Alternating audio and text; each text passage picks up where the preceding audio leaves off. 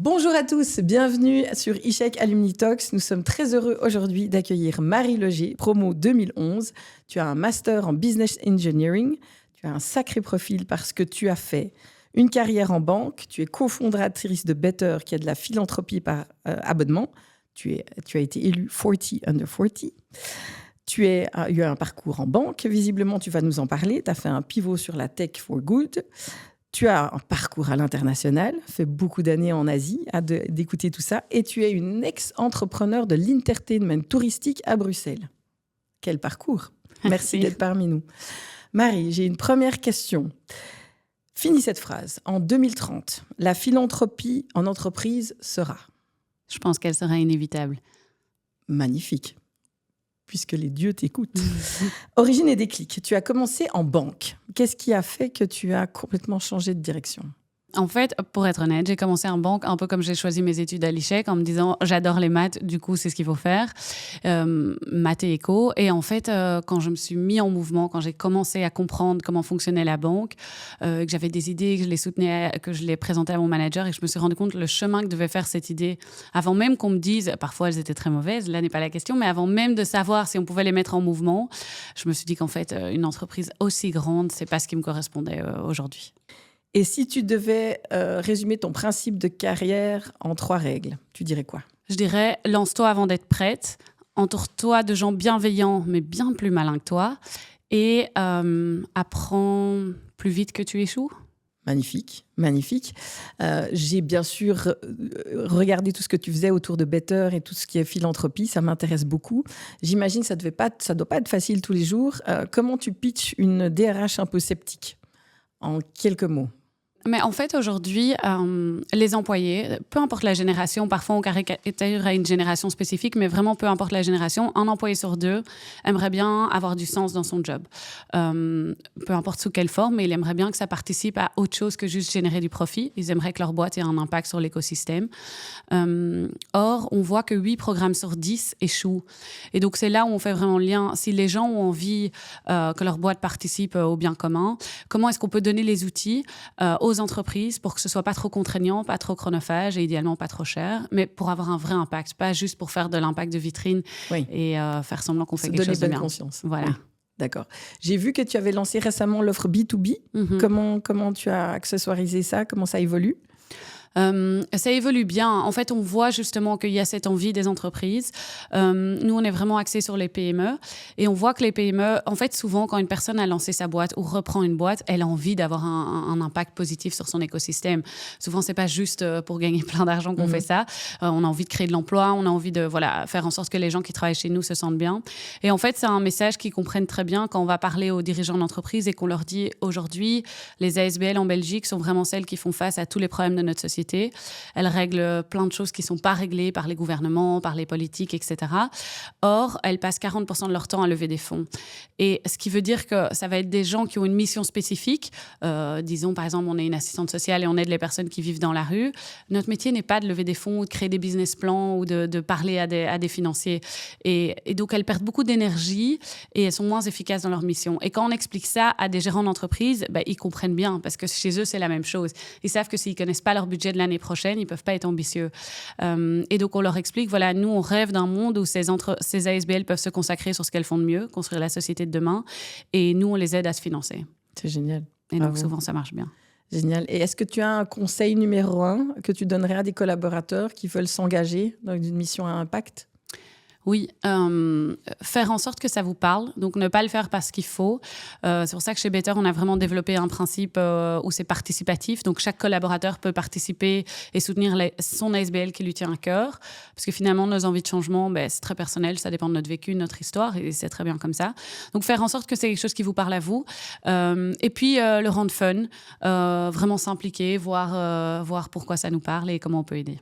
Alors Marie, durant ton parcours, j'imagine que tu as dû pitcher raisonnablement souvent, surtout pour les différents projets que tu as lancés et que tu lances encore. Quels noms ont été marquants pour toi ou drivers de encore plus de motivation?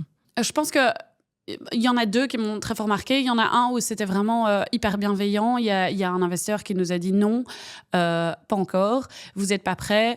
Vous devez beaucoup plus vous concentrer sur ce qu'on appelle le MRR, donc le revenu récurrent, plutôt que sur des one-shots, etc. Et qui nous a vraiment aidé à repenser complètement notre business model. Et ça nous a été très bénéfique. Donc, franchement, c'était vraiment positif. Il y en a un autre qui m'a plutôt...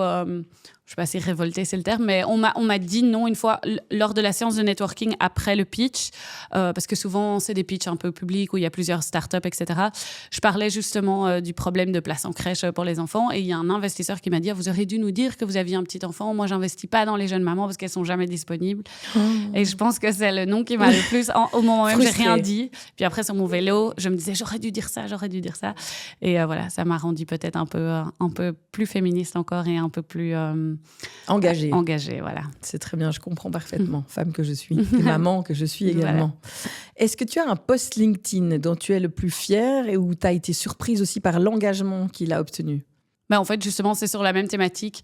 C'était, je pense que c'était il y a 2 ans. C'était un post justement sur le manque de place en crèche et où j'avais annoncé qu'à mon sens, c'est pas le fait de devenir maman qui pénalise la carrière des femmes, mais c'est le manque de place en crèche. Exactement.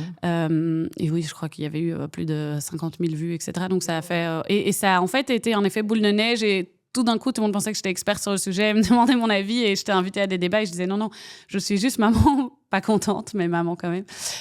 Donc voilà. Mais les frustrations engrangent de bonnes idées en général. Donc, oui, voilà. Et ça m'a permis de rencontrer plein de personnes qui font vraiment bouger les choses en fait. Donc ça, c'est quand même chouette. Super, merci.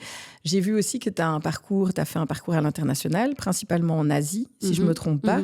Comment ça s'est passé? J'ai vu que tu as fait plusieurs pays en Asie. Est-ce que tu peux nous en dire un peu plus et quels sont les bénéfices que tu en as retirés? En fait, ça avait commencé à l'ICHEC. J'ai eu la chance de faire 2 Erasmus en Asie. Donc, ça, c'était vraiment super. Et à l'ICHEC, je faisais comme 3e langue chinois. Donc, j'étais déjà, depuis toujours, je m'étais dit, OK, l'Asie.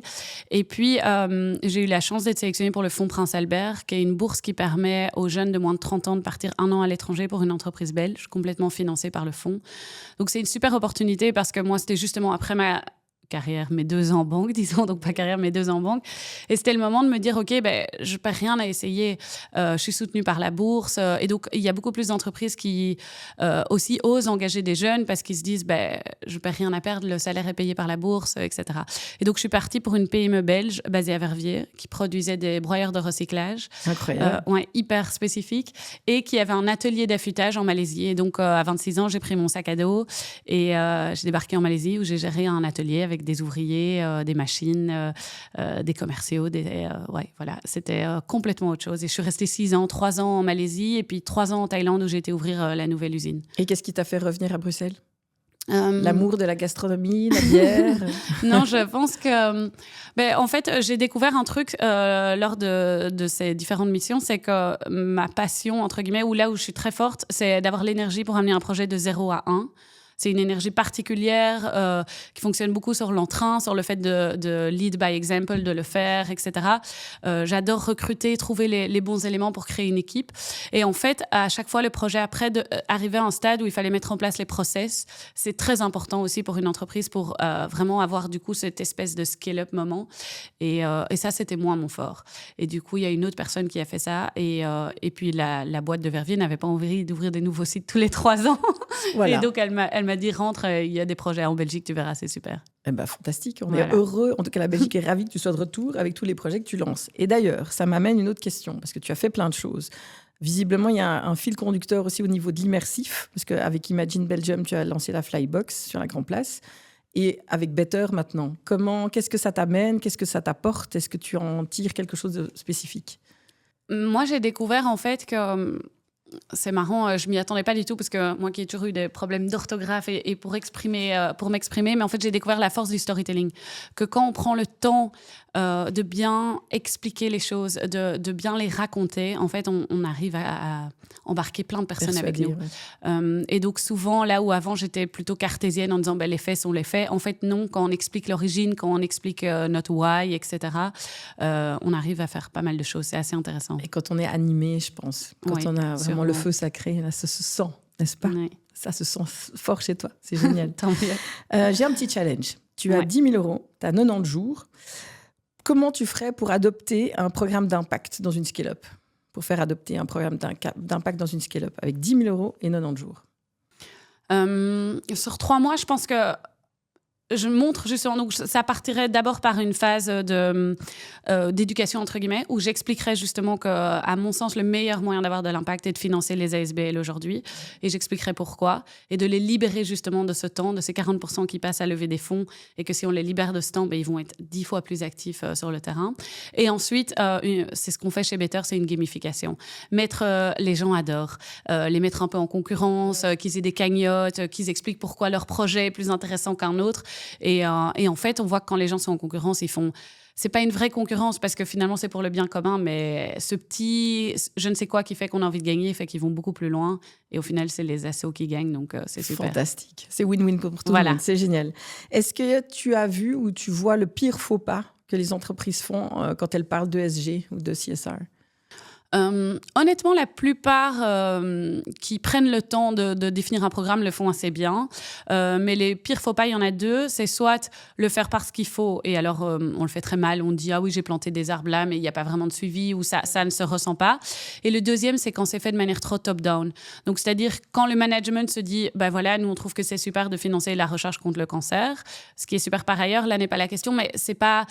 Ce qui va parler à une personne ne va pas parler à l'autre. Et alors ensuite, on l'impose à toute l'entreprise en disant « Nous, on s'engage pour ça et on espère créer de l'engagement autour de ça. » Ça ne fonctionne pas comme ça. Donc, c'est vraiment, à mon sens, ça doit être participatif. Et chacun doit pouvoir dire ce qui compte pour lui et ensemble construire comme ça un programme. Parce qu'alors, on arrive à l'ancrer dans le temps et dans vraiment le day-to-day des employés. Ça me paraît tout à fait clair. Merci beaucoup. On va faire un petit round-up. Tu as 20 secondes pour répondre à des questions speed. On y va? Magnifique. Alors, don récurrent ou mécénat coup de cœur? Don récurrent. Pitch 60 secondes ou démo 3 minutes? Pitch 60 secondes. Routine d'énergie avant scène. Par exemple, quand tu as une keynote à faire. Respiration, calmement, parce que j'ai tendance à parler très vite, d'ailleurs, je m'excuse. Et sourire, parce que quand on sourit, etc., ça nous met directement... On se tient droit, on sourit, on peut conquérir le monde. Fantastique, très bon conseil. Un échec que tu remercies aujourd'hui? Probablement ne pas avoir fini ma première année de médecine, parce que je ne sais pas où j'aurais été, mais en tout cas pas ici. On connaît pas, je ne savais pas ça. Première année de médecine. Ouais. Bon, écoute, tant mieux pour l'échec. Voilà. Tant mieux pour l'échec. Un livre, une ressource qui t'a retourné le cerveau? Ça, j'ai hâte de savoir. Les ingénieurs du chaos. Ça m'a vraiment retourné le cerveau. Ça explique comment les dirigeants manipulent un peu les choses. En fait, c'est hyper intéressant. Il faut que tout le monde le lise. Fantastique, je note. Et ton conseil numéro 1 aux étudiants de l'ICHEC aujourd'hui qui veulent allier business et impact? Mettez-vous en mouvement. C'est le plus important et aucun impact est trop petit, aucun business est trop petit. Il faut pas avoir quelque chose de tout prêt, tout fini. Commencez, lancez-vous, faites ça sur le côté, le samedi, le soir, peu importe. Testez un maximum en fait. On a tendance à croire que notre idée doit être parfaite pour se lancer. Or, c'est hyper important de la confronter à plein de monde. Souvent, on tombe amoureux de notre produit et en fait, il faut tomber amoureux du problème. Et au fur et à mesure, quand on se confronte au problème, on trouve... La bonne solution. Je vais retenir cette phrase, tomber amoureux du problème. J'ai entendu parler de ton nouveau concept, Better, évidemment. Est-ce que tu peux nous expliquer dans les grandes lignes qu'est-ce que c'est? Oui, Better est né du constat que plein de personnes ont envie d'aider, mais qui ne savent pas par où commencer. Et en fait, on règle ce problème. Donc, en tant que citoyen, si on se dit « mais j'aimerais soutenir des super projets », on vient sur notre plateforme, on dit quelles sont les thématiques qui nous tiennent à cœur, parce que c'est super personnel. Donc, j'ai envie d'avoir un impact sur le dérèglement climatique, l'éducation, peu importe, la recherche. Et puis, vous nous dites combien vous voulez donner chaque mois. Donc, ça commence à 5 €. Mais si on est 100 000 à donner 5 €, ça fait vraiment la différence. Et nous, chaque premier dimanche du mois, on vous présente une asso dans vos critères. Et là, vous pouvez faire un match comme dans Tinder. Donc, soit vous dites, super, je lui donne mon budget du mois, 5 €. Soit vous dites, ah non, j'ai envie d'une autre. On swipe et on vous en présente une autre. Et donc, l'idée, c'est de découvrir 12 assos par mois, de les soutenir. Et comme ça, en fait, on est tous conscients des problèmes qu'il y a dans notre société, mais on ne se rend pas compte de tous les porteurs de projets qui amènent des solutions et il faut les financer. Donc, ça, c'est l'idée. Ça, c'est pour les particuliers. Pour les entreprises, c'est la même chose, mais offrez ça en cadeau à vos employés. Dans les Welcome Packs, quand ils commencent en septembre, comme cadeau de fin d'année, quand c'est un anniversaire, quand il y a une naissance, peu importe, offrez-leur un don préfinancé, ils peuvent l'allouer à l'asso de leur choix et vraiment faire une différence. C'est génial, j'adore l'idée, l'idée. Merci, j'espère qu'on sera plein à souscrire à ça. Exactement. Bravo, merci. Magnifique. Marie Loger, merci infiniment pour le temps que tu as consacré aujourd'hui.